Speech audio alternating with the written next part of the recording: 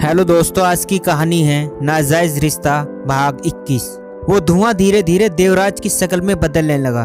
थोड़ी ही देर में देवराज सावित्री के सामने खड़ा था। देवराज को देखकर सावित्री का गुस्सा उस पर फूट पड़ा और वो बोली, तुमने दिखा ही दी अपनी औकात। तुम अपनी हवस की आग में मेरी सहेली के जिस्म का क्या हाल कर दिया। सावित्री गुस्से से बोली, मैंने कुछ नहीं करा, मैं तो उसी टाइम यहाँ से चला गया था। तुम्हारी सहेली किधर है, दिखाओ मुझे। देवराज सावित्री से बोला, गंदे घिनौने काम करने के बाद भी तुमको शर्म नहीं आ रही जो तुम उसकी लाश को अब भी देखना चाहते हो।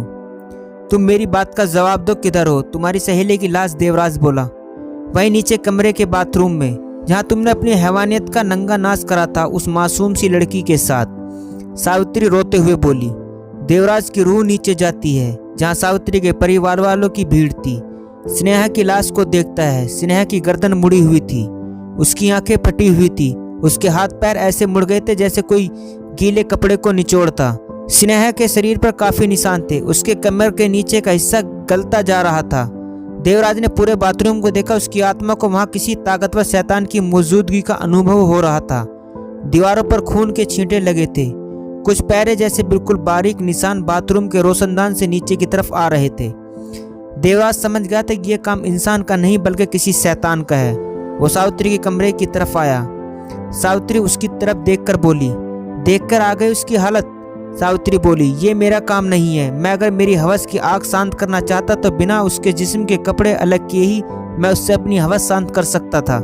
देवराज बोला, ये काम तो एक शैतान का ही है, ऐसा शैतान जिसे जिस्म की आग शांत करनी थी। देवराज बोला, तुमको कैसे पता।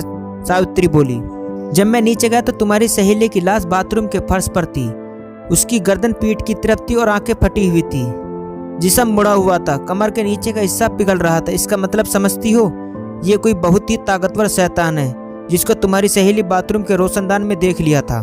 उस शैतान को देखकर तुम्हारी सहेली क्या नाम बताया तुमने। देवराज सावित्री से बोला, स्नेहा। सावित्री बोली, ऐसा कुछ होगा। रात को जब तुम्हारी सहेली नींद से जागी होगी तो वो टॉयलेट करने गई होगी बाथरूम में। उसने बाथरूम में जाकर लाइट जलाई होगी। तुमको कैसे पता वो टॉयलेट में था। सावित्री बोली, रोशनदान में बिल्ले के बाल मिले हैं, वो बॉल शायद गिरे हुए होंगे जब वो बिल्ला रोशनदान में बैठकर खुजली कर रहा होगा। देवराज बोला, ये भी बता दो कि वो पीछे से नीचे से कैसे उतरा, क्या कोई निशान है बाथरूम में। सावित्री बोली, हाँ, बाथरूम की दीवार पर बिल्कुल धुंधले निशान है। हम महात्मा है, हमें इतनी शक्ति है कि हम वो देख सकते हैं जो साधारण इंसान नहीं देख सकता। देवराज बोला, तुमने क्या देखा। सावित्री बोली, तुम बोलने दोगी तब बताऊंगा मैं। देवराज सावित्री को बोला, ठीक है, मैं बीच में नहीं बोलूंगी। सावित्री बोली। देवराज सावित्री को वापस बताने लगा। स्नेहा जब पीछे मुड़ी तो उसने एक इंसान को देखा जिसे वो जानती थी। उसे देखकर स्नेहा की आंखें आश्चर्य से खुली रह गई। वो कुछ बोल पाती तभी उस शैतान ने स्नेहा का हाथ पकड़ लिया और उसके कपड़े उतारने लगा। स्नेहा ने उससे हाथ छुड़ाने की कोशिश की तो वो शैतान ने स्नेहा का हाथ मोड़ दिया। स्नेहा ने अपनी जान बचाने के लिए उस पर दूसरे हाथ से प्रहार किया। उस निर्दयी ने उसका दूसरा हाथ को भी पूरा मरोड़ दिया। स्नेहा दर्द से चिल्लाई तो उसकी गर्दन मोड़कर तोड़ दी। फिर स्नेहा के मरने के बाद उसने स्नेहा की लाश के साथ बलात्कार किया। सावित्री बोली, है भगवान, कितनी बेरहमी से उसने स्नेहा को मारा। स्नेहा की चिल्लाने की आवाज बाहर क्यों नहीं गई। क्या तुम ये नहीं बता सकते कौन था वो।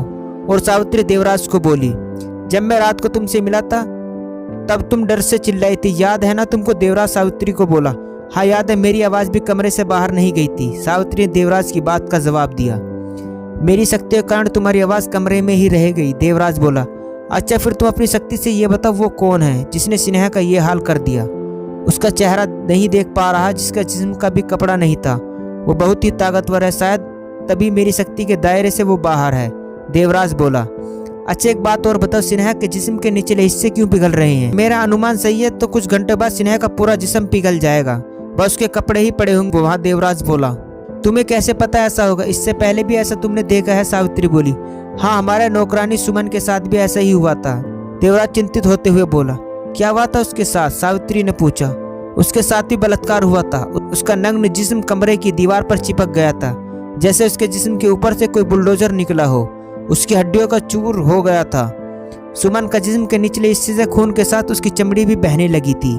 देवराज ने सावित्री के बात का जवाब देते हुए कहा, कौन हो सकता है। सावित्री बोली, ये वही है जिसे नेहा ने जागृत करा था, जिसने मेरी आत्मा गुलाम बना रखा था।